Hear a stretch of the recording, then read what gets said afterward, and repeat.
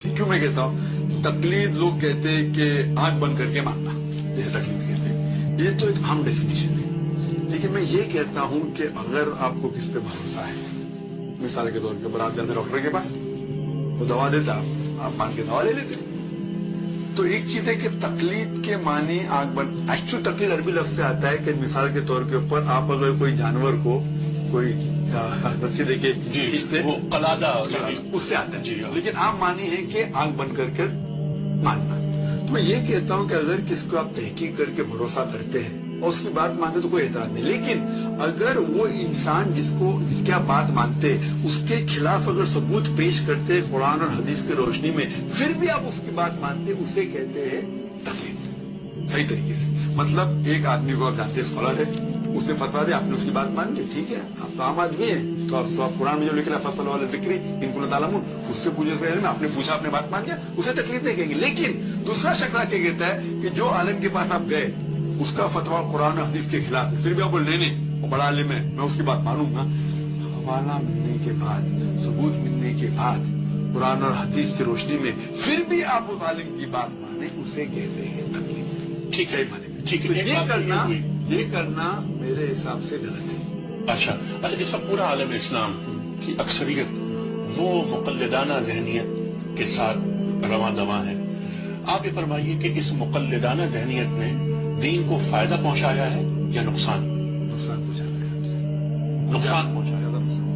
अच्छा, और जितने भी आप अगर तकलीफ, जितने भी अइम्मा है, इमाम अबू हनीफा, इमाम मलिक, इमाम शाफी, इमाम मालिक अहमद, चारों इमाम में अल्लाह भी पीस रहमतुल्लाह, चारों ने कहा कि आपको कोई भी मेरा फतवा मिलता है जो कुरान और हदीस के खिलाफ है, मेरे फतवा को छोड़ दो।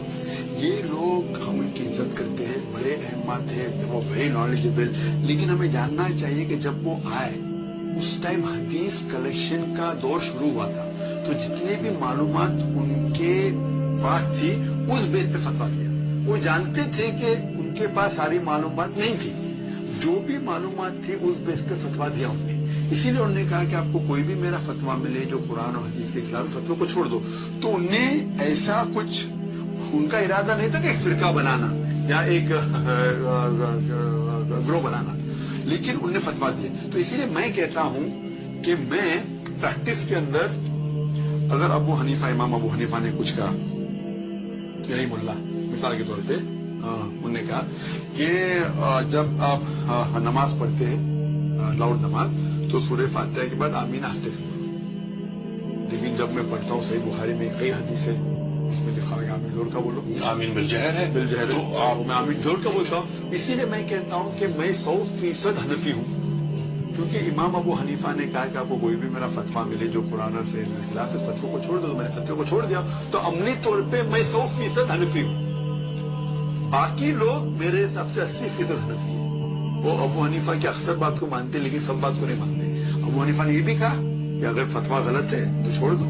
इसी तरीके से इमाम शाफी ने कहा। तो क्या डॉक्टर साहब, आगे की बात को आगे बढ़ाते हुए, क्या ऐसा मुमकिन है कि जो बात किसी भी इमाम की अच्छी लगे नहीं, आप जो सही है, जो यानी अच्छी लगी से मुराद दीनी नुक्ते निगाह से, बिल्कुल से दीनी नुक्ते निगाह से, बिल्कुल से, तो क्या हम बैक वक्त कई इमामों के फॉलोअर हो सकते हैं? बिल्कुल से। ये लोग कहते हैं कि आपको एक ही इमाम को पकड़ना चाहिए, आप चेंज नहीं हो सकते। ये आप उन सबूत के लिए पूछे, कुल हाथों बुरानों को मिनको तुम सादिकीन, कहीं भी कुरान में नहीं लिखेला, कहीं भी हदीस में नहीं आता है। ये अइम्मा का जिक्र भी नहीं हदीस और कुरान में। ये अइम्मा ग्रेट स्कॉलर्स, हम उनको रिस्पेक्ट करते, और आमतौर पर 95% के ऊपर सब अइम्मा ने वही चीज कहा।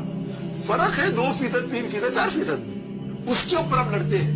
तो इस 3 या 4% में अगर इख्तिलाफ है तो मैं तहकीक करना, जिसमें इख्तिलाफ नहीं है मैं सही होगा, तहकीक नहीं भी करे चलता है। अगर आपको लगता है तहकीक में इख्तिलाफ है तो आप तहकीक करो, क्योंकि लोग कहते हैं कि हमें कुरान को फॉलो करना चाहिए, अतिउल्लाह के रसूल, अल्लाह को रसूल को, और जिसके पास इल्म है, फुल एंडोर्ड विद नॉलेज, दो जब अथॉरिटी। ये कुरान कहते हैं, लेकिन आधी आयत है, पूरी आयत है सूरह निसा की सूरह नंबर 4 आयत नंबर 59, आयत नंबर 59 में अतिउल्लाह अतिउर रसूल, obey Allah and obey the messenger and don't एंडोर्ड द अथॉरिटी, जिसके पास उलुल अम्र, इतना खत्म नहीं होता है। उसके बाद आता है इफ दिस पीपल डिफर, अगर इनमें इख्तिलाफ है तो कुरान अल्लाह और रसूल के पास जाओ।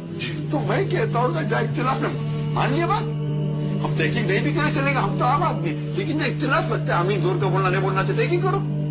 اور تحقیق کرنے کے بعد ہم کوئی نئی چیز کو نہیں فالو کر رہے. چاروں مذہب یہ مانتے ہیں کہ قرآن مجید کے بعد سب سے اول حدیث آتی ہے صحیح بخاری. تو آپ جب کہتے ہیں صحیح بخاری قرآن کے بعد ہے, تو صحیح بخاری میں کئی حدیث ہے جس میں لکھا ہوا ہے کہ آمین زور کا بولتے, زور کا بولتے. تو کچھ لوگ یہ کہتے ہیں کہ یہ مائنر ایشوز ہیں, مائنر ایشو ہے, اس میں تو اختلاف ہونا چاہیے, نہیں جانا چاہیے, لیکن فکری اختلاف. اختلاف سے مراد یہاں فکری اختلاف ہے.